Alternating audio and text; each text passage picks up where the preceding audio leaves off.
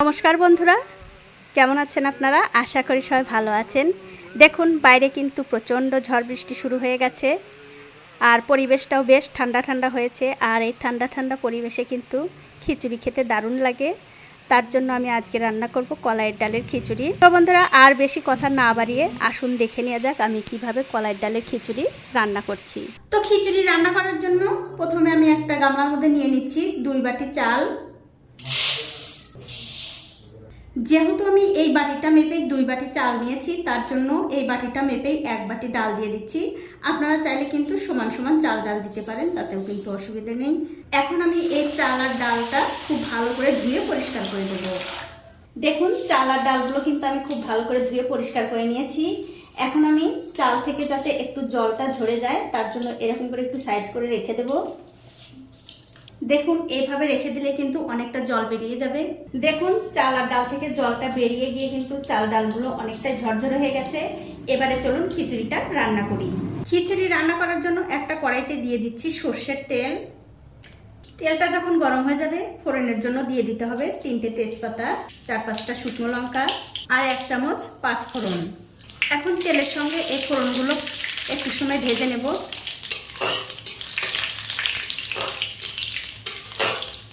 দেখুন, তেলের সঙ্গে ফোড়নগুলো কিন্তু আমি ভালো করে ভেজে নিলাম।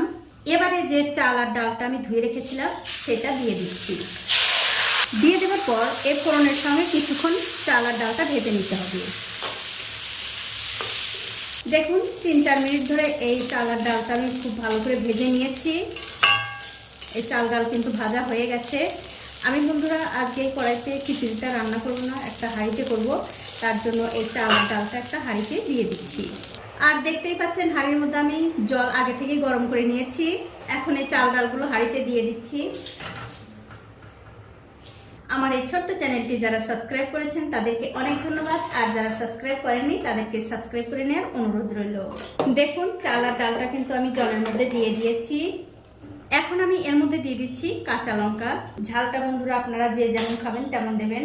স্বাদ অনুযায়ী লবণ, 1 চামচ আদা বাটা, 1 চামচ ধনিয়ার গুঁড়ো, 1 চামচ জিরার গুঁড়ো, সবশেষে দিয়ে দিচ্ছি 1 চামচ হলুদের গুঁড়ো। এবারে সবকিছু ভালো করে মিশিয়ে দিয়ে গ্যাসের ফ্লেমটা মিডিয়ামে করে দিয়ে একটা ঢাকা দিয়ে 10 থেকে 15 মিনিট আমি রান্না করে নেব। 15 মিনিট পর আমি ঢাকাটা তুলে নিচ্ছি। তুলে নিয়ে এই খিচুড়িটা আমি আবার একটু ভালো করে নাড়াচাড়া করে দিচ্ছি। আর দেখুন বন্ধুরা, খিচুড়িটা কিন্তু অনেকটাই সেদ্ধ হয়ে গেছে। আর বন্ধুরা, এই খিচুড়িটা আমি আগেই ফোড়ন দিয়ে নিলাম, পরে আর ফোড়ন দেওয়ার কোনো ঝামেলা থাকবে না, শুধু রান্না হয়ে গেলেই কিন্তু খেতে পারবেন।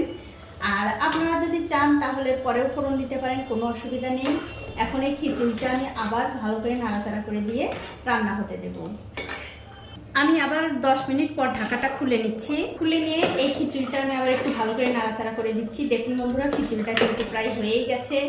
আর বন্ধুরা, এই খিচুড়ির জলের পরিমাণটা কিন্তু সঠিক করে বলা যায় না, তার কারণ এক একজন এক এক রকমের খিচুড়ি খায়, কেউ ঝরঝরে, কেউ একটু নরম। তো আমি একটু নরম খিচুড়ি খাওয়ার জন্য জলের পরিমাণটা একটু বেশি দিয়েছি।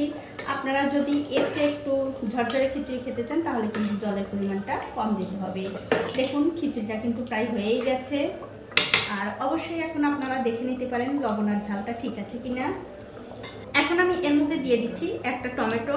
টমেটোটা দিয়ে দেওয়ার পর আরও 2 মিনিট মতো এই খিচুড়িটা আমি রান্না করে নেব। দেখুন, খিচুড়িটা কিন্তু আমি আরও 2 মিনিট রান্না করে নিয়েছি। আর দেখুন, খিচুড়িটা কিন্তু হয়ে গেছে। সবশেষে এর মধ্যে দিয়ে দিচ্ছি 1 চামচ ঘি। এই ঘিটা দিলে কিন্তু বন্ধুরা খিচুড়িটা খেতে আরও দারুণ লাগবে। এখন আমি গ্যাসের ফ্লেমটা অফ করে দিয়ে এই ঘিটা খিচুড়ির সঙ্গে ভালো করে মিশিয়ে নেব। দেখুন, ঘিটা কিন্তু আমি খিচুড়ির সঙ্গে খুব ভালো করে মিশিয়ে নিলাম।